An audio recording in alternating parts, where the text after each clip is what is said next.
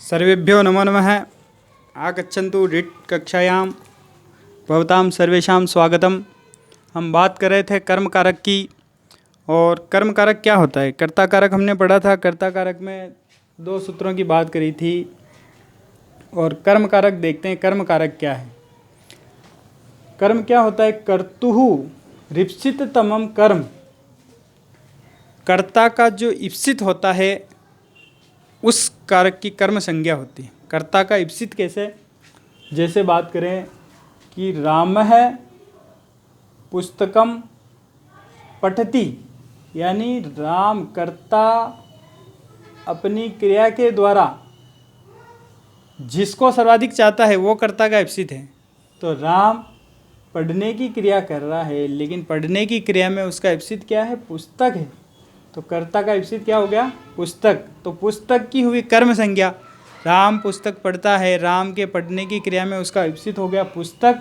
और पुस्तक की कर्म संज्ञा होने से जिसकी भी कर्म संज्ञा होती है, ये सूत्र तो कहता है कि कर्म संज्ञा किसकी होती है? कर्तुः रिप्सित तमम कर्म। कर्ता का जो इप्सित है, कर्ता अपनी क्रिया के द्वारा सबसे ज़्यादा जिसको चाहता है।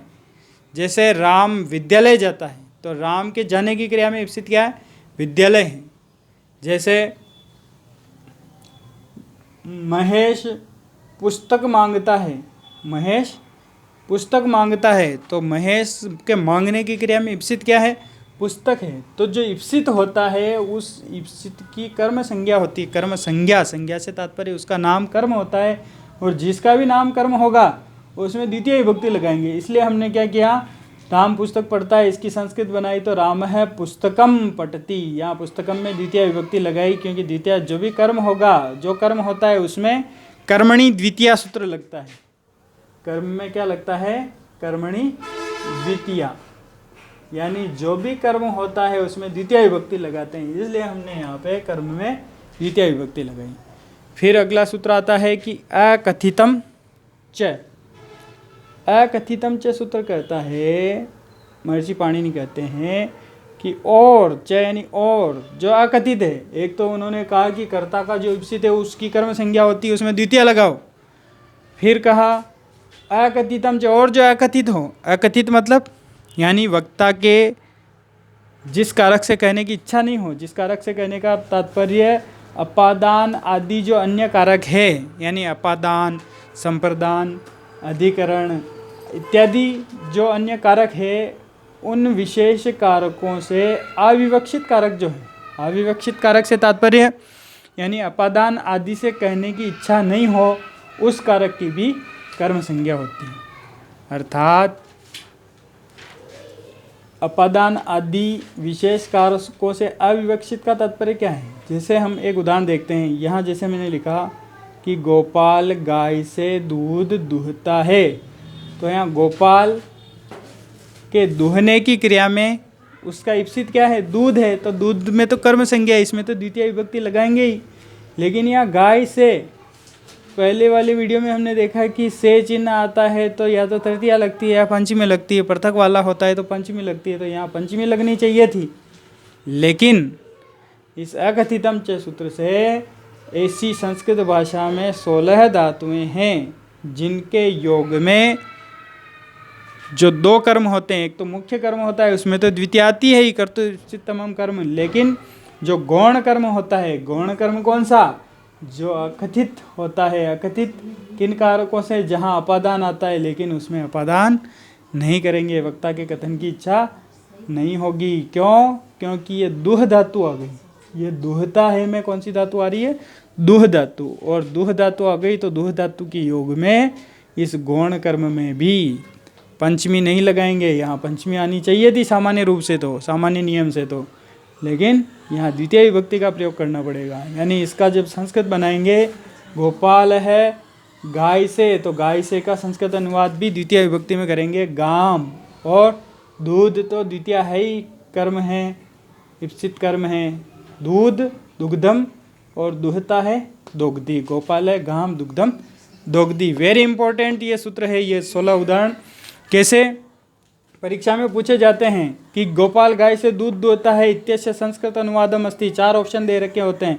एक में यहाँ पे गाय की गोहो पंचमी विभक्ति दे रखी होती है कि गाय से दूध दूहता है, लेकिन यहाँ अपने को शुद्ध करना होता है कि यहाँ कौन सी विभक्ति आएगी, गाम आएगा। अनुवाद भी सीधे के सीधे ही पूछते हैं।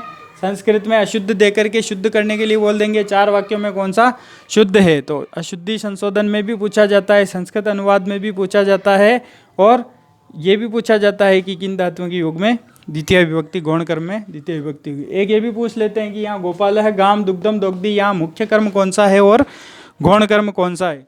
तो मुख्य कर्म तो है दुग्धम। मुख्य कर्म का पता कैसे करेंगे, मुख्य कर्म का मतलब जो इप्सित होगा, गोपाल दूहने की क्रिया कर रहा है, किसके लिए कर रहा है, दूध के लिए कर रहा है, तो दूध उसका टारगेट है, यानी दूध उसका इप्सित है, तो यहाँ द्वितीय विभक्ति।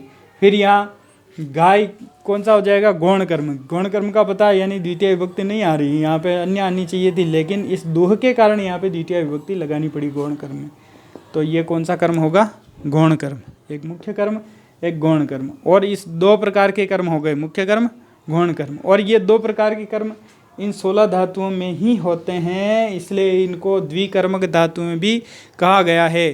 प्रश्न आ जाए निम्न में से कौन सी द्विकर्मक धातु नहीं है, तो ये याद रखना पड़ेगा। दुह, याच, पच, दंड, रुद्र, प्रच, ची, ब्रू, शास, जी, मत, मुश, नी, ह्री, कृष, व ये 16 ही धातुएं द्विकर्मक धातुएं। इनके योग में मुख्य कर्म और गौण कर्म दोनों में ही द्वितीय विभक्ति आती हैं। और भी उदाहरण देखते हैं। याच का उदाहरण देखते हैं। याच का अर्थ होता है मांगना। सुरेश महेश से पुस्तक मांगता है। यहाँ भी महेश से चिन्ह आ रहा है, लेकिन फिर भी यहाँ द्वितीय विभक्ति लगाएंगे गौण कर्म में। सुरेश है, महेश का बनेगा महेशम पुस्तकम याचते। वैसे तो नियम क्या है, महेश से मांगता है, महेश से पृथक हो रही पुस्तक, पंचमी आनी चाहिए थी, पंचमी नहीं लगाएंगे। इसी प्रकार के उदाहरण देखते हैं।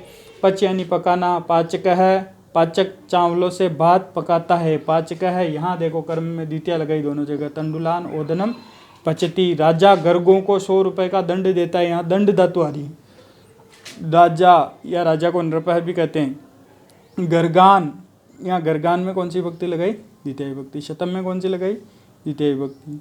दंड यानी दंड देता है। प्रच का उदाहरण देखते हैं। पूछना, वह बालक से मार्ग पूछता है, इसकी संस्कृत बनाते हैं सह यानी वह बालक से, यहाँ द्वितीय लगाएंगे, तृतीय विभक्ति नहीं लगाएंगे, भले ही करण आ रहा हो। सह बालक को कहते हैं माणवकम पंथानम प्रचति, यहाँ दोनों जगह पे द्वितीय। किसके कारण, ये अकथितम च सूत्र से आ रही है, यहाँ भी अकथितम च सूत्र से द्वितीय आ रही है। व्रजम और ऋणद्धि, यहाँ मालाकर, यहाँ लताम पुष्पम, यहाँ द्वितीय आ रही है इस ची धातु के कारण। चिनौती ची धातु का रूप है। यहाँ ब्रू का रूप ब्रूते और शास्ती। इस उदाहरण को देखते हैं। ब्रू और शास धातुओं के योग में भी द्वितीय विभक्ति आएगी। अकथितम च सूत्र कहता है कि इन 16 धातुएं द्विक्रमक धातुएं, इनके योग में द्वितीय विभक्ति आती है। जैसे गुरु शिष्य से धर्म कहता है, तो गुरु शिष्यम, यहाँ शिष्य से कहता है, शिष्यम में द्वितीय विभक्ति, धर्मम में भी द्वितीय विभक्ति। क्यों, क्योंकि ब्रू धातु का रूप आ रहा है और शास धातु का रूप आ रहा है, इस कारण से मुख्य कर्म और गौण कर्म में द्वितीय विभक्ति।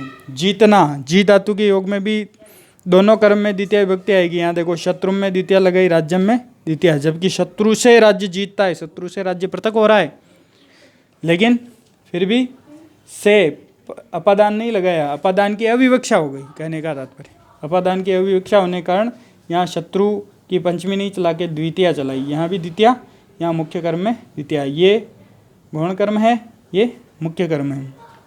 मथ धातु, मथना, वह क्षीर सागर से अमृत मथता है, तो यहाँ मथता है में ये मथनाती मथ धातु आ रही है। यहाँ पे मत आ गई तो सीधे ही समझ जाएंगे कि क्षीर निधिम, ये गौण कर्म में भी द्वितीय, मुख्य कर्म में द्वितीय। यहाँ मुष धातु का रूप आ रहा है मुषणाती, तो यहाँ देवदत्त में गौण कर्म में द्वितीय और धनम में भी द्वितीय। यहाँ नी धातु का रूप आ रहा है नयति, नी धातु का रूप आ गया तो भी दोनों कर्म में द्वितीय लगेगी, यानी अजाम और ग्रामम, मुख्य कर्म और गौण कर्म दोनों में द्वितीय।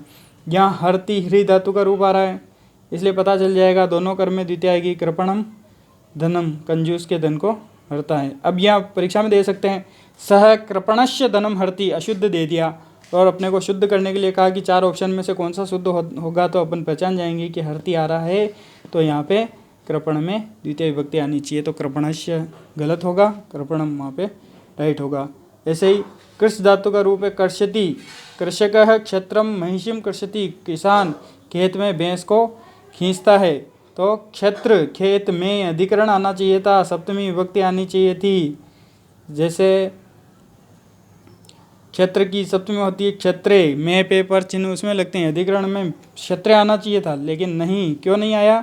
क्योंकि कृष धातु ने मना कर दिया, क्योंकि कृष धातु के योग में गौण कर्म में भी द्वितीय विभक्ति लगाएंगे। महिषिम में तो द्वितीय है ही, इप्सित में द्वितीय। कृषक है ग्रामम भारम वहती, यहाँ वह धातु आ रही है, इस कारण से ग्रामम में भी द्वितीय और भारम में भी द्वितीय, मुख्य कर्म और गुण। ये टॉपिक छात्रों, ये 16 उदाहरण ऐसे के ऐसे ही रट के रखने हैं, क्योंकि इन 16 उदाहरणों में से अनुवाद में भी प्रश्न आते हैं, अशुद्धि संशोधन में भी प्रश्न आते हैं और विभक्ति वाले में भी प्रश्न आते हैं, कारक के प्रश्न भी आते हैं। तो वेरी इंपॉर्टेंट है, इसे अच्छी तरह से याद करें और अच्छी तैयारी करें। जय तु संस्कृतम, जय तु भारतम।